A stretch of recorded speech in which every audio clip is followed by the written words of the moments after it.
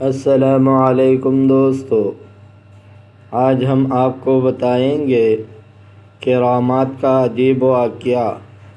بعض بڑے مشائخ سے مروی ہے کہ وہ ایک تاجر کے یہاں قلعہ اسکندریہ میں گئے۔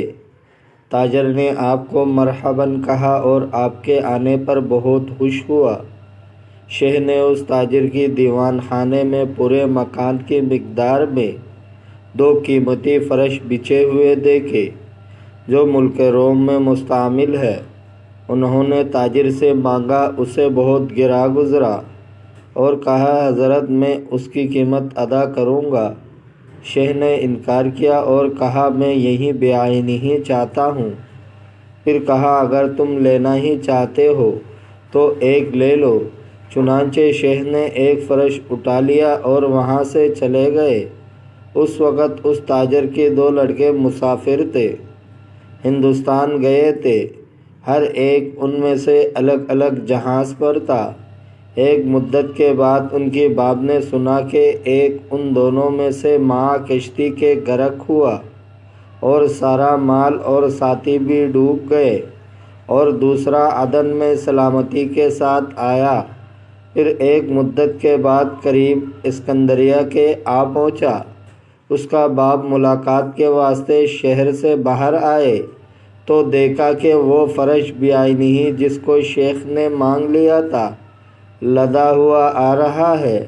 اس نے فرش کا قصہ پوچھا کہ وہ کہاں سے اسے ملا۔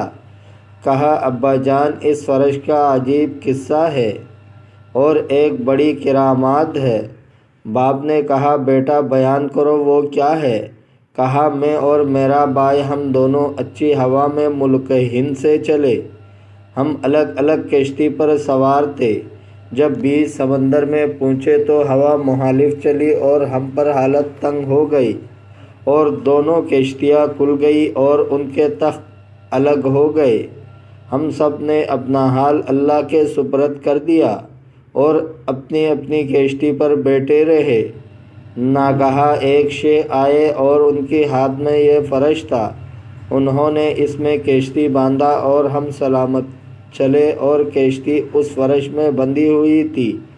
پھر ہم ایک بندرگاہ میں پہنچے اور کشتی کا سامان اتار کر اسے درست کیا اور شیخ اسی میں تھے، اور میرے بھائی کے کشتی مع جملہ ساتھیوں اور سامان کے غرق ہو گئے اور ان میں سے ایک نہ بچا۔ اس تاجر نے کہا اے بیٹے، اگر تو شیخ کو دیکھے گا تو پہچان لے گا۔ کہا ہاں۔ وہ بیٹے کو شیخ کے پاس لے گیا۔ انہیں دیکھتے ہی اس نے زور کی چیخ ماری اور کہا یہی ہے۔ شیخ نے اس پر ہاتھ پھیرا حتیٰ کہ اس کی ہوش کے ٹھکانے ہوئے اور سکون پیدا ہوا۔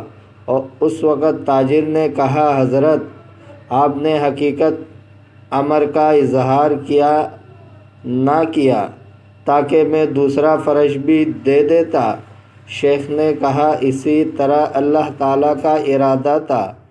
دوستو، اگر آپ کو ویڈیو اچھی لگی ہے تو لائک کریں، شیئر کریں، چینل کو سبسکرائب کریں۔